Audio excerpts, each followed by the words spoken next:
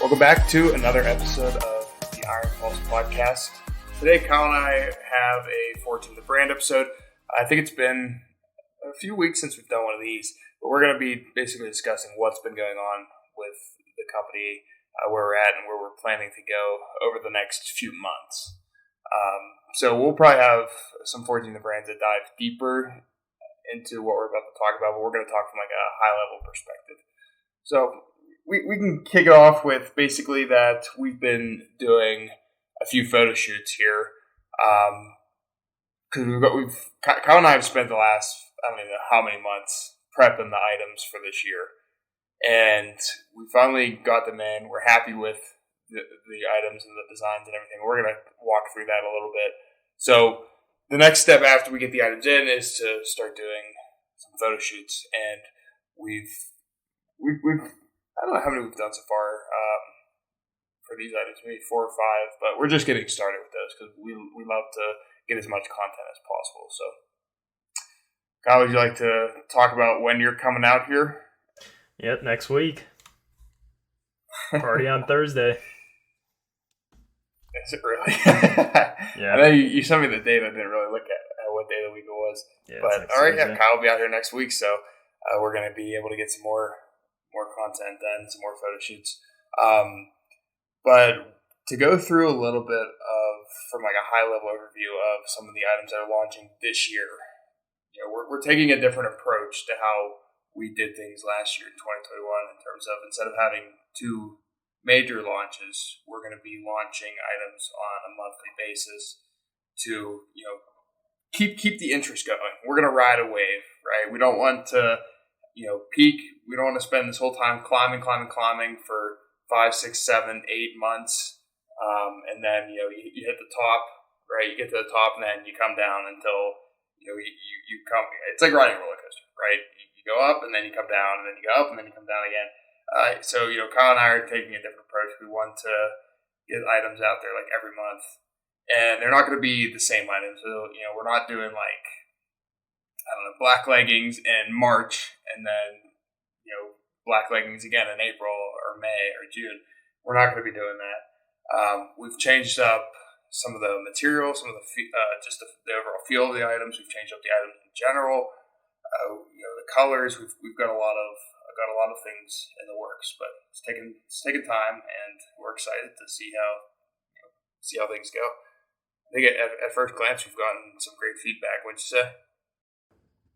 Yeah, no, I think so. I mean, everybody that's received the items so far has said that it's, amazing quality, and they really love the items. I think a lot of the items we have coming out are unique and different, and lots of cool styles and colors, which everybody was asking for us to change after the first launch we had that was all black items. So I'm excited. All right. Yeah, we're at the point now where we can do that. Just before we just couldn't do that. So it's taken a lot of research and talking to a lot of different companies to be able to get to where we're at. Plus, having a few launches under our belt, recouping some of the money we've spent to get to this point.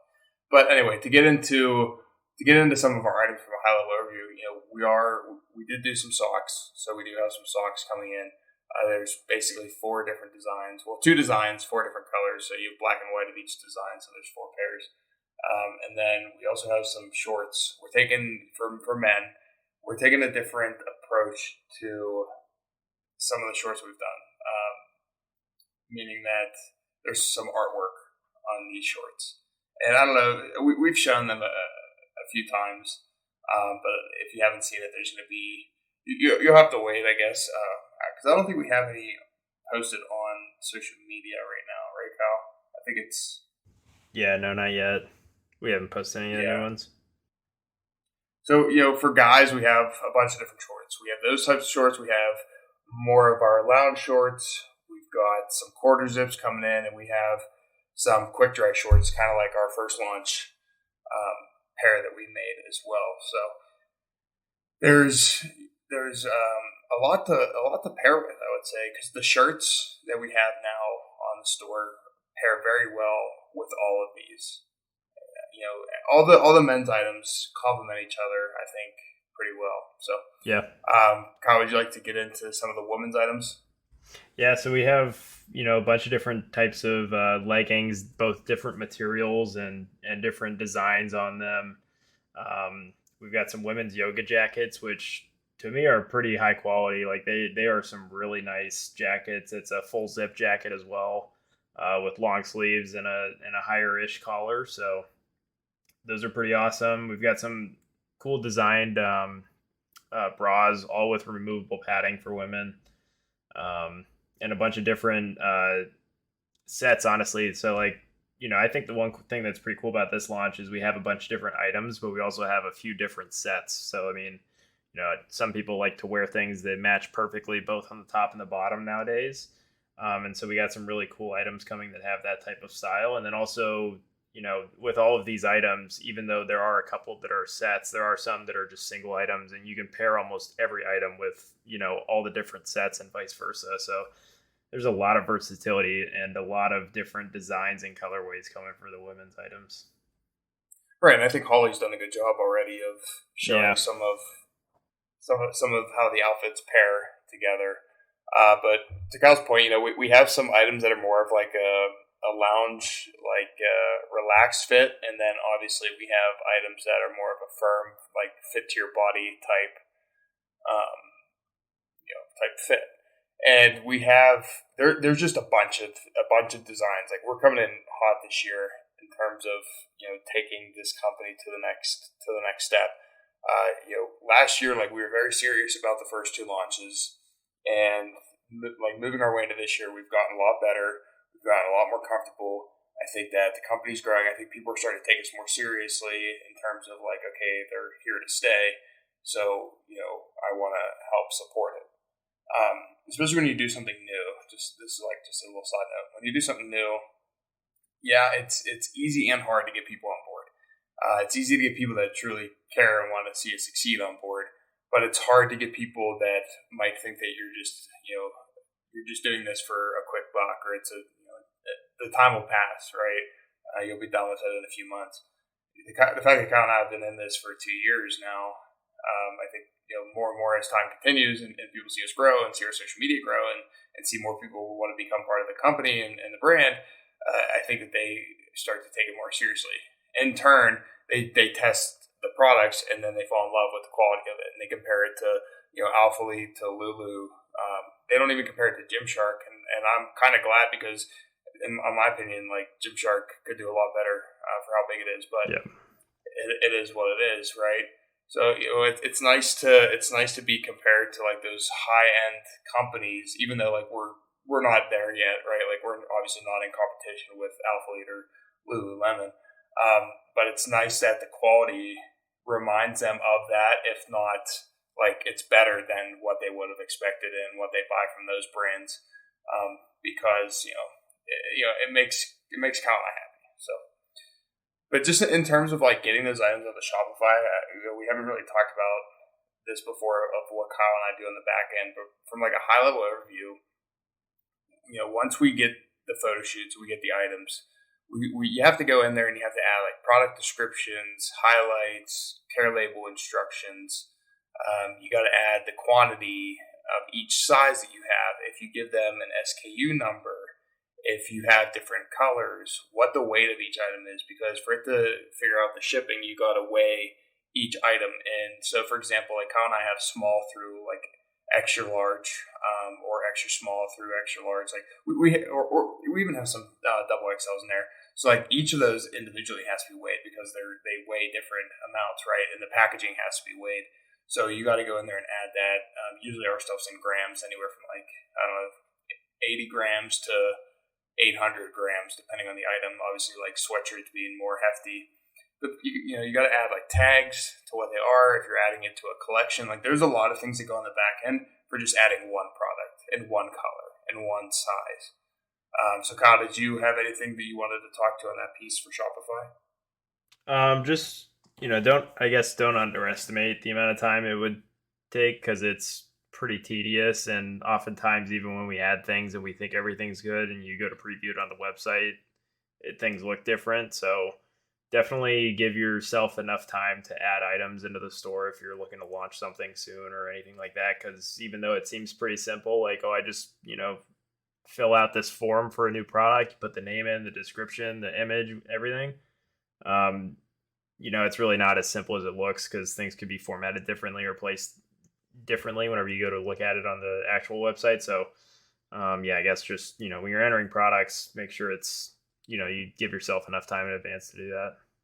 Right, and you don't want to break the current theme that you have, especially if Yeah. it's like a custom theme of adding new products. So, to Kyle's point, just be aware of what you're doing, because we've had some issues recently, not necessarily with products per se, but we've had some like bots on the website in terms of like adding fake customers, because whether it's like sending us a message on our contact form or you're signing an email up for our mailing list, it's easy for bots to bypass that because they'll go in there and they'll use like a fake name, but they'll use somebody's real email address, and it sucks for Kyle and I because we have all these fake customers on our end that we're not spamming with emails, so like we'll go in there and we'll delete them.